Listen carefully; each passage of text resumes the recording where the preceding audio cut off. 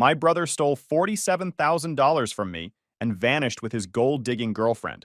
I didn't know what to do until my 12-year-old daughter said, "Don't worry, Mom, I handled it." All right, Reddit, grab some snacks and settle in. This story has everything: family betrayal, a professional con artist, a 12-year-old who's basically a miniature FBI agent, and justice served cold. Here's what went down. I'm Seraphine, 40 female, single mom in Denver, who learned the hard way that blood doesn't always make family, and sometimes your worst enemy shares your last name. Picture this. You're 31, married to a man who actually gives a darn about his family. Joseph was Army, deployed twice, the kind of guy who fixed neighbors' cars on weekends and coached Little League. We had the whole middle-class dream locked down. Decent house, reliable cars, savings account that wasn't just hopes and prayers. Then some jerk with an IED decides to rearrange Joseph's convoy on what was supposed to be a routine patrol. Two officers show up at my door with that look, and boom, widow at 31 with a 6-year-old who keeps asking when daddy's coming home for dinner. The Army does their dog and pony show. Folded flag, 21-gun salute, life insurance check that's supposed to make losing your best friend somehow manageable. There isn't enough money in the world to fill that hole, but $180,000 helps keep the lights on while you figure out how to be a single parent. The first few months were pure survival mode.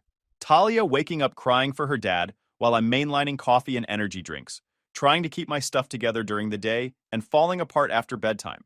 Family brings casseroles and empty promises to be there for anything you need. Most disappear after the funeral because grief makes people uncomfortable, and dead husband sympathy expires faster than milk. Enter Isaac, my little brother, and the family's designated charmer. 2 years younger than me, always been the smooth talker who could talk his way out of parking tickets and into relationships with equal skill. Growing up, Isaac was the golden boy who could do no wrong, while I was the responsible one cleaning up his messes. But when Joseph died, something shifted. Isaac showed up and actually stayed, which shocked the heck out of everyone who knew him. This was the same guy who'd flaked on Christmas dinner 3 years running, suddenly at my house fixing the garbage disposal and teaching Talia to throw a spiral. For 6 months, he was the brother I'd always wanted but never expected.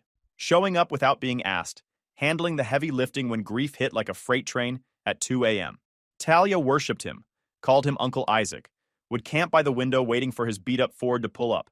He'd bring her thoughtful gifts. A book about horses because she was obsessed. Packets of sunflower seeds for the garden she wanted to plant. Real uncle behavior. I thought maybe tragedy had finally grown him up. Maybe losing Joseph had shown Isaac what actually mattered. Looking back, I can pinpoint exactly when I should have known better. The day he brought her around. Skylar looked like she'd been designed by committee in some lab that specialized in manufacturing gold diggers. Everything fake. Chest that defied physics, hair extensions down to her rear, false eyelashes, the works. The first time Isaac brought her to Sunday dinner, Talia took one look and went quiet. My kid can spot BS from a mile away. She spent the whole meal just staring at Skylar like she was watching a snake. Kids don't pretend to like people just to be nice. But Isaac seemed happy, and after months of holding me together, I figured he'd earned some happiness, even if his taste in women suggested serious brain damage. Skylar played her part perfectly at first. Sweet, supportive girlfriend act, complete with appropriate responses about Joseph's service and sacrifice. She'd compliment the house while her eyes cataloged every piece of furniture, asked casual questions about my job, travel schedule, financial planning, all under the guise of wanting to understand Isaac's family. Now I know she was gathering intelligence, but at the time it felt like genuine interest. Shows how good she was at her job. Within weeks, Isaac's entire existence revolved around keeping Princess Plastic happy. Date nights at steakhouses that cost more than his weekly take-home. Weekend trips to mountain resorts. Designer purses showing up on her Instagram with price tags that made my mortgage look reasonable. The math was messed up from day one, but love makes men stupid with money. Always has. Always will. Isaac was working construction, pulling maybe $3,000 a month on good months, but somehow funding a lifestyle that would have challenged a Fortune 500 CEO. That's when the requests started rolling in, and I got promoted from sister to personal ATM. The first time Isaac hit me up for money, it seemed reasonable enough. Hey sis, my job got delayed, and I'm short $500 for rent. Can you spot me? I'll pay you back Friday when the check clears. $500. Pocket change compared to what Joseph's life insurance had provided. Isaac had been there when I needed him most, holding me together while I figured out single parenthood. Seemed like a fair trade. Friday came and went like my metabolism after 30. No mention of the money. When I brought it up the following week, he looked genuinely surprised. Oh, shoot, yeah. Sorry, the job paid late, and I got hit with some unexpected expenses. Next week for sure. Next week became next month. Next month got lost somewhere between soon as things settle down, and I swear I didn't forget. But Isaac kept showing up for family dinners, kept being Uncle Isaac to Talia, so I let it slide. 500 wasn't worth nuking our relationship over. Then Skylar's car broke down. It needed $1,000 in repairs, because Princess couldn't drive anything less than perfect. Then they found this amazing apartment, but needed first month, last month, and security deposit. Another $2,000. Each time Isaac had a story that sounded plausible enough. Each time he promised quick repayment with specific dates that came and went. I started keeping a spreadsheet because the numbers were getting scary. $15,000 over 8 months. Enough to buy a decent used car or take Talia to Disney World twice. Money that was supposed to be securing my daughter's future, not funding Isaac's midlife crisis and his girlfriend's shopping addiction. The worst part wasn't the money disappearing. It was watching Isaac transform into someone I didn't recognize. The brother who used to show up just to check on us now only called when he needed something. Family dinners became loan negotiations. Every conversation felt like a setup for the next financial request. Skylar got bolder too, dropping hints about how lucky I was to have that kind of financial security. How Isaac was working so hard, but barely scraping by while some people got to coast on insurance money. The implication was always clear. I had resources I didn't really deserve, and they were struggling because life wasn't fair. My neighbor Paul saw through the whole performance from day one. Paul's a retired Marine. He'd known Joseph, helped me with yard work and home repairs after the funeral, because that's what real neighbors do. That girl's poison, he told me after one particularly tense barbecue, where Skylar had made several comments about my fortunate situation. And she's turning your brother into something he's not. Isaac's always been impulsive. He'll figure it out when the money runs out. Will he? Because from where I sit, it looks like she's playing him, and he's looking for someone to blame for his problems. Paul was right, but admitting it meant accepting that the brother who'd held my hand through Joseph's funeral was now seeing me as a resource to exploit rather than family to protect. Some truths are too ugly to face until reality forces your hand. The breaking point came on a Friday night in October. Isaac showed up at my door looking like he'd been hit by a truck. His eyes were bloodshot, hands shaking, reeking of drinks and desperation. Seraphine, I need 10,000. It's serious this time. 10 freaking grand. On top of the 15 he already owed me that we both knew I'd never see again. No, the word hung in the air like I'd just announced someone died. His face went through more expressions before settling on disbelief. What do you mean, no? I mean, no, Isaac. I'm done being your personal Wells Fargo. You owe me 15 grand already, haven't paid back a cent, and now you want more? Not happening. That's when the mask came off completely. The charm disappeared, replaced by something ugly and entitled. Are you serious right now? After everything I did for you when Joseph died? I was there for you, Seraphine. I helped raise Talia when you could barely get out of bed. And this is how you repay me? The manipulation was textbook, but it still cut deep, using Joseph's death and Talia's needs as leverage to keep the money flowing. Rewriting 6 months of genuine help to sound like years of sacrifice that I somehow owed him for. You helped for 6 months, Isaac. Then you met your gold-digging girlfriend, and suddenly I became your bank. Don't call her that. What else do you call someone who's spending money faster than you can borrow it? He slammed his fist on my kitchen counter hard. Skylar's not like that. She loves me. We're building something real together. You're building debt, and you're expecting me to pay for it because I had the audacity to be married to a man who actually planned for his family's future. You're sitting on all that life insurance money while I'm busting my rear trying to make something of myself. Joseph would have wanted you to help family, and there it was, bringing up my dead husband as a weapon to guilt me into funding his irresponsible choices. Get out! Seraphine, come on. Get out of my house. Now. He left, but not before calling me a selfish witch loud enough for Talia to hear from upstairs. I thought that was rock bottom. Turns out we were just getting started. After the kitchen counter blow-up, Isaac went full manipulation mode. Since he couldn't scare money out of me anymore, he decided to make me feel guilty about having it. The passive-aggressive campaign started immediately. At my mom's birthday dinner, he made sure everyone heard about how he was working 2 jobs just to survive. At Talia's school play, he mentioned how he'd love to take her to Disneyland, but couldn't afford it, unlike some people who got lucky with insurance money. Lucky. Like getting a check because your husband got blown up was winning the lottery. Skylar joined in with her own special brand of fake sweetness. She'd show up at family events with that plastic smile and these digs. Oh, Seraphine, I love what you've done with the kitchen. Must be so nice having that kind of financial flexibility. Isaac and I are still eating ramen and saving every penny for basic home improvements. But everyone's situation is different, right? Talia's getting so tall. I bet Joseph would have wanted her to have every opportunity money can provide. Thank goodness he was such a good planner and made sure you were taken care of. Every comment was designed to remind everyone that I had money they didn't, that somehow my luck was keeping them from their dreams. The messed up part was watching it work on other family members. My mom started dropping hints about how family should help family, and maybe I was being a little too careful with money. Isaac had always been her golden boy, the charming one who could do no wrong. Skylar played into that perfectly, positioning herself as the sweet girlfriend trying to build a life with her struggling boyfriend. Never mind that Isaac was spending more on dinner dates than most people made in a week. Never mind that Skylar's Instagram looked like a catalog for high-end shopping addiction. Paul saw through the nonsense campaign like it was made of glass. They're running a total head game on you, he told me during one of our regular coffee sessions on his back porch. Trying to isolate you, make everyone else think you're the bad guy, get you doubting yourself. It's working. Half the family thinks I'm being selfish. No, half the family doesn't know Isaac owes you $15,000 and counting. They're watching his performance, not looking at his bank statements. Paul was right, but knowing you're being manipulated doesn't make it hurt less when your own family starts questioning your character. Isaac escalated things about a month later with another tipsy appearance at my door. This time Talia was home, doing homework at the kitchen table when he launched into his victim routine. You know what your problem is, Seraphine? You think you're better than everyone else. Sitting in your nice house, counting your money like some kind of widow dragon, while people who actually care about you can't catch a break. Talia looked up from her math worksheets, her face confused and scared. Go home, Isaac. You're intoxicated, and you're scaring Talia.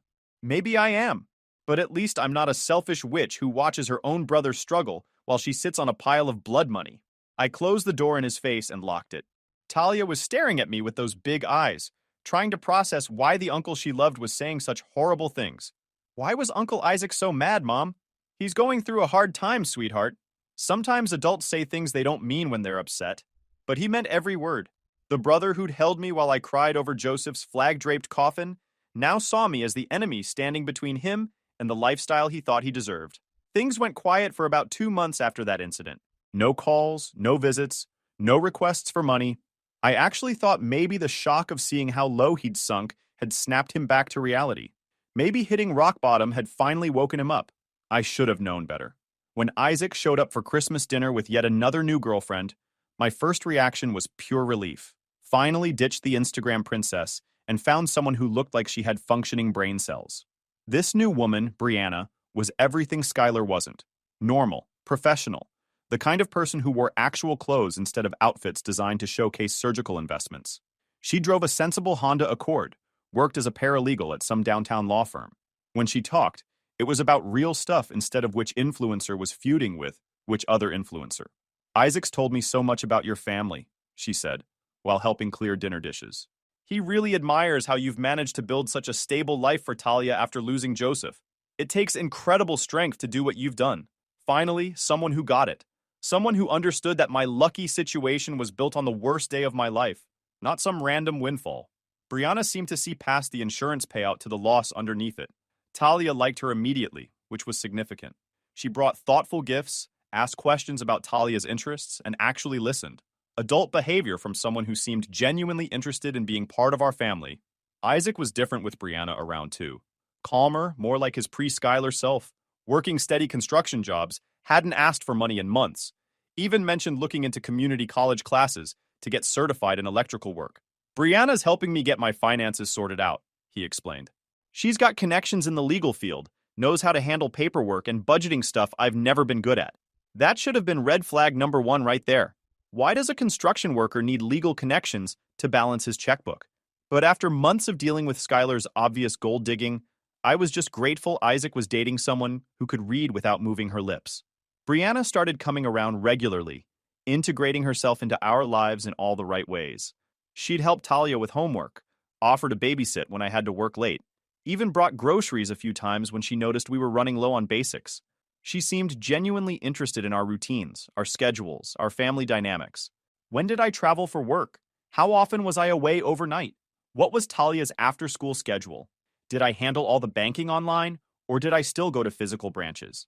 At the time, it felt like someone wanting to understand our family rhythm, so she could be helpful. Looking back, I can see she was conducting reconnaissance, gathering the intelligence she'd need to pull off the perfect inside job. Paul was less impressed with Saint Brianna. "Something's off about the timing," he said during one of our regular coffee talks. "Isaac gets cut off from the Bank of Seraphine, goes quiet for 2 months, then shows up with this helpful paralegal who's really curious about your business. Maybe Isaac finally learned to date women with actual careers instead of Instagram chicks. Maybe. But in my experience, when things seem too good to be true, there's usually a reason for that. Should have listened to Paul's paranoia. When he smells trouble coming, he's usually right." But Brianna was playing a completely different game from Skylar's obvious gold digging. She was doing. And here's where everything went to shit. When my company announced they were sending me to a conference in San Diego, a huge opportunity to land contracts that could set Talia and me up for years, Isaac and Brianna immediately volunteered to watch Talia. "You focus on work," Isaac said. "We've got Talia covered. She loves having us around, and Brianna's great with homework help." It was perfect. 3 days in San Diego, Talia would be with family she trusted, and I could concentrate on the biggest career break I'd had since Joseph died. Everything falling into place like it was meant to be. The night before I left, Isaac brought up emergency contacts and banking information. "Just standard precautionary stuff," he said. "What if Talia needed to go to the hospital? What if there was a real emergency that required more than the couple hundred in cash I kept for babysitters?" Every instinct I had was screaming no, but this was Isaac. Things had been good between us for months. Brianna was there, responsible and trustworthy, the kind of person you could count on in a crisis. I trusted them at the time. So I wrote down my banking passwords and left them in the kitchen drawer, with strict instructions that they were only for genuine emergencies. I know. Stupid, stupid move. But wait, I'm getting ahead of myself. Talia was excited about having Uncle Isaac and Aunt Brianna for a long sleepover. Everything seemed absolutely perfect. I should have trusted that knot in my stomach that said this was all wrong. Instead, I got on the plane to San Diego and flew straight into the most expensive lesson of my life. The San Diego conference was everything I'd hoped for and more. Landed 2 major contracts that would basically triple our company's revenue for the next year. My boss was so impressed, he started dropping hints about a promotion that would double my salary. For the first time since Joseph died, everything was clicking into place. The stable, successful future he'd wanted for Talia and me was finally within reach. I was riding high on professional success, thinking about how proud he would be, how this would set Talia up for whatever college she wanted. Called home twice a day like the neurotic mom I am, checking in with my daughter and the 2 people I trusted most to take care of her. Talia always sounded happy and normal. Isaac was teaching her poker. With pennies, he assured me. Brianna was helping with some science project about the solar system. Perfect family bonding while Mom conquered the business world. Meanwhile, they were quietly destroying everything Joseph had died trying to protect. Thursday afternoon, the conference wrapped up, sitting in the airport terminal feeling pretty good about life. Scrolling through emails, already planning how to spend that promotion money on Talia's future. I decided to check my bank balance, just routine maintenance to make sure I had enough in checking to cover bills while I'd been away. That's when my world ended. Checking account, $0. Emergency savings, $0 Talia's college fund, $0 $47,000. Gone. Vanished like it had never existed. Like Joseph never died trying to secure it. My vision went fuzzy. The terminal started spinning around me. Some businessman in an expensive suit asked if I needed medical assistance because I must have looked like I was dying. That's exactly how it felt. Like someone had reached into my chest and ripped out everything that mattered. Called the bank from a bathroom stall, praying this was some kind of computer glitch. The customer service rep crushed my hopes with all the emotion of someone reading the weather. Multiple large withdrawals over the past 3 days. All authorized with my login credentials. All initiated from my home computer in Denver. Transactions processed during normal business hours, while I was supposed to be at work, and Talia was supposed to be at school. Professional, clean job. The flight back to Denver was 3 hours of pure psychological torture. My brain kept trying to find explanations that didn't involve my brother robbing me blind. But deep down, I knew the truth. Isaac and his helpful girlfriend had just stolen Talia's entire future while pretending to babysit her. Called Isaac's phone from 30,000 feet. Straight to voicemail. Tried Brianna's number. Same silence. Left increasingly desperate and angry messages as the reality sunk in. They weren't answering because they were already long gone, probably halfway to whatever non-extradition paradise they'd been planning this whole time. The house looked completely normal when I pulled into the driveway around midnight. Lights on, everything peaceful, like nothing had changed. But walking through my front door felt like entering a crime scene. Isaac's overnight bag was gone from the guest room. Brianna's toiletries had vanished from the bathroom. The kitchen drawer where I'd left the banking information was empty. That piece of paper with all my passwords missing along with my family's entire financial future. They took everything and vanished without leaving a trace. I found Talia sitting at the kitchen table with my old tablet, looking way too calm for a 12-year-old. "Mom," she said, looking up at me. "Don't worry. I handled it." Through my panic and rage and complete disbelief, I stared at my daughter. Her expression was serious, focused, determined. "What do you mean you handled it?" I asked, trying to keep the hysteria out of my voice. Then my kid opened the tablet and pulled up a folder labeled Uncle Isaac Evidence. Inside were dozens of video files, photos, and, I kid you not, a detailed timeline with more organization than my tax returns. My 12-year-old daughter had been playing spy. "I never trusted Brianna," Talia said, sounding like she was briefing a detective instead of talking to her mom. "She asked too many questions about our money and your work schedule. And Uncle Isaac was acting weird around her. So I started recording them." She showed me the first video, dated 2 weeks earlier. Shot from behind the living room couch, showing Isaac and Brianna having what they thought was a private conversation. 47,000 across 3 accounts, Brianna was saying. "We clean it out, disappear for a few months until things cool down, then start over somewhere warm with no extradition treaties." "I don't know, Bri. This is Seraphine we're talking about. She's been through enough stuff already." "Seraphine, who's been hoarding money while you struggle to pay rent? She owes you, Isaac. You helped raise that kid when she could barely function. And what did you get for it? Nothing. Time to collect what you're actually owed." I watched my brother nod slowly, his face hardening with each word Brianna spoke. Isaac wasn't being conned. He was being convinced to do what part of him had always wanted to do anyway. "There are more videos, Mom. Lots more." The next clip showed Brianna on her phone in our backyard, speaking to someone in a completely different tone and what sounded like a different accent entirely. "Yeah, we've got another mark lined up. Military widow, sitting on a nice life insurance payout. The brother's desperate and bitter. Perfect combination. We'll have the accounts cleaned out and be in Mexico before she even realizes what happened." My blood turned to ice. Brianna wasn't just Isaac's girlfriend. She was a professional con artist who had targeted our family specifically. Talia pulled up another video, this one shot from inside my bedroom closet. Isaac was sitting on my bed with his head in his hands, while Brianna paced like a prosecutor making her closing argument. "I can't do this to Seraphine. She's my sister. She lost her husband serving this country. And you lost your meal ticket when she cut you off," Brianna snapped back, dropping all pretense of sweet girlfriend behavior. "Either you grow a spine and take what you deserve, or I find someone who will.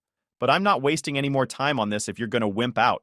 Isaac's shoulders slumped in defeat. "Fine, but we pay her back every cent once we get established. This is temporary." "Sure, baby. Whatever helps you sleep at night." Classic manipulation, but Isaac was choosing to fall for it, choosing to believe he deserved what I'd built through grief and hard work. Talia showed me her detailed logbook, handwritten notes about conversations she'd overheard, times and dates, even license plate numbers of cars that had visited when I wasn't home. She documented everything with the thoroughness of a trained federal investigator. "Sweetie, how did you know to do all this?" I asked, amazed and proud and heartbroken all at the same time. "Those detective shows we watched together," Talia said matter-of-factly. "And Paul taught me about watching for suspicious behavior. He said military families have to protect each other because nobody else will." Paul, the paranoid Marine who'd tried to warn me about Isaac's intentions months earlier. While I'd been naively trusting my brother, Paul had been teaching my daughter basic surveillance techniques, just in case his combat-honed instincts were right. "I saved everything to your cloud storage and sent copies to Paul's secure email," Talia continued. "He helped me set up the backup system before you left for your trip. He said evidence doesn't matter if it can be destroyed." Paul had seen this coming from the beginning. My 12-year-old daughter had figured it out weeks before it happened. I was the only one stupid enough to believe that family loyalty meant anything to someone who'd already shown his true colors. "Paul's waiting for your call," Talia said. "He told me to tell you that Marines take care of their own. And Isaac just made this very personal. Paul answered his phone on the first ring. On Seraphine. Talia briefed me on the situation. How bad is the financial damage? 47,000. Everything we had saved, plus Talia's entire college fund. Bastards! Paul's voice was ice-cold calm.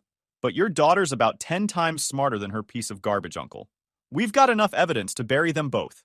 Within an hour, Paul was at my kitchen table with a laptop, a legal pad, and the kind of focused intensity I imagined he'd brought to hunting insurgents in Afghanistan. He walked me through filing complaints with local police, the FBI's Financial Crimes Division, and something called the Military Family Life Counseling Program. Military widows have resources most people don't know about, Paul explained, typing on his laptop. When family members decide to prey on Gold Star families, the federal government takes it very personally. Talia's evidence package is about to make Isaac and his con artist girlfriend famous with law enforcement agencies across 3 states. Detective Carla Delgado from the Financial Crimes showed up. Mid-40s, built like someone who'd spent years chasing down criminals, with eyes that had seen every possible variation of human greed and stupidity. When we showed her Talia's evidence folder, her eyebrows shot up like she'd never seen anything quite like it.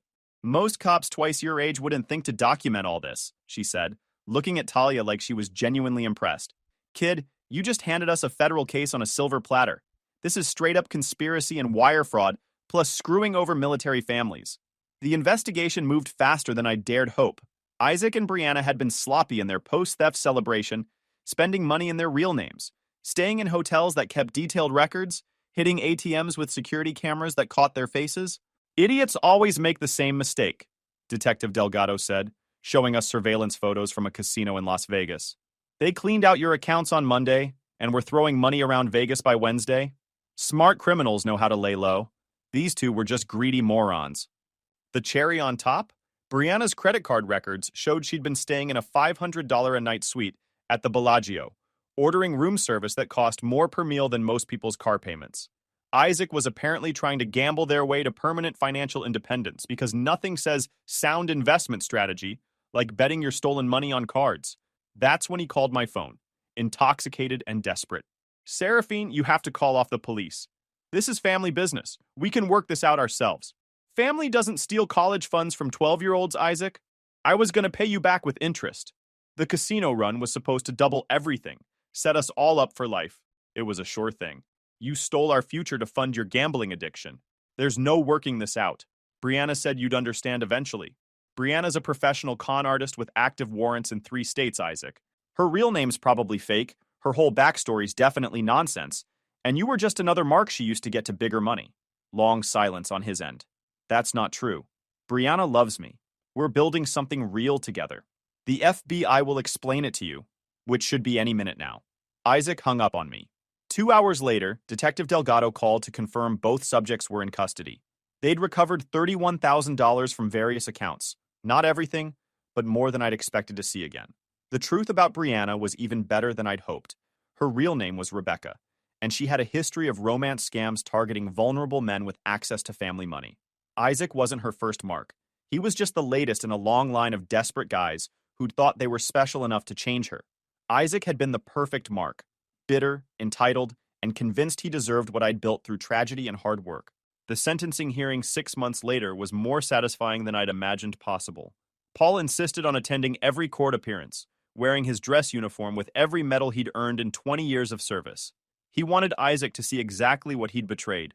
Your Honor, Paul said, when the judge asked if anyone wanted to make a victim impact statement. Joseph Parker died serving this country, leaving behind a wife and daughter who needed protection. Isaac Parker chose to prey on his sister's grief and his niece's future. There's no honor in that, no excuse for it, and no mercy deserved for it. Isaac got 3 years in federal prison. Rebecca got 5 years, plus restitution for her previous cons in other states. The judge made it clear that financial crimes against military families carried extra penalties, because some betrayals go beyond mere theft. Isaac tried to approach Talia and me in the courthouse hallway after his sentencing. Paul stepped between us like a human wall, every inch the combat veteran he'd always been. Walk away, son, he said quietly. You've done enough damage to this family. Isaac's face crumpled, like a little boy who'd finally realized the adults weren't going to fix his mistakes for him. But he kept walking, disappearing down the hallway and out of our lives. Talia hugged Paul tight after Isaac vanished from view. Thanks for teaching me to be a good detective. You were already smart, kiddo. I just taught you to trust your instincts when something smells wrong.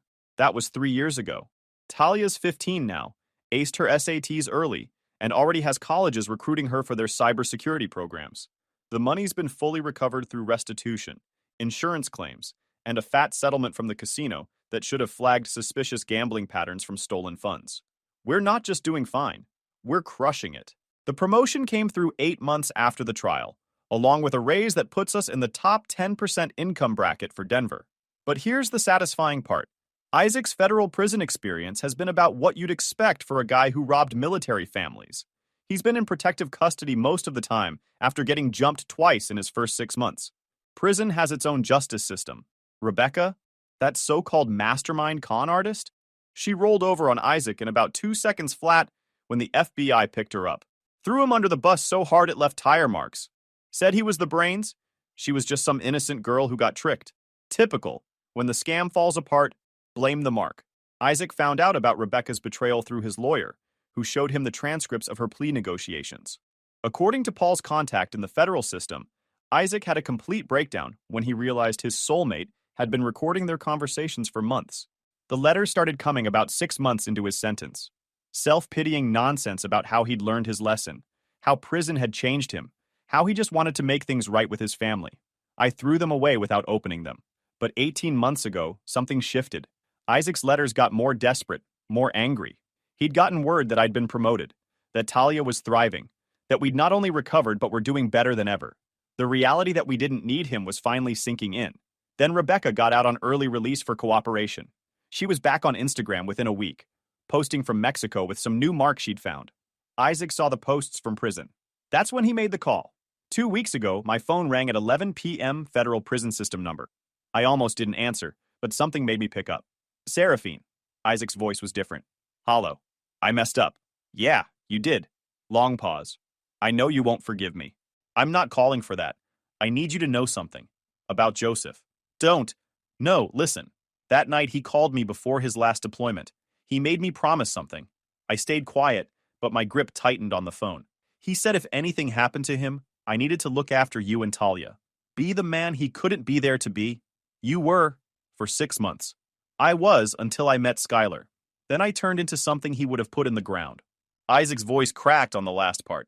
Joseph trusted me with the most important thing in his world. You and Talia.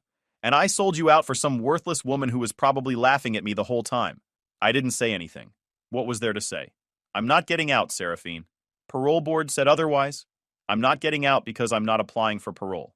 I'm serving every day of this sentence and then I'm disappearing. You'll never see me again.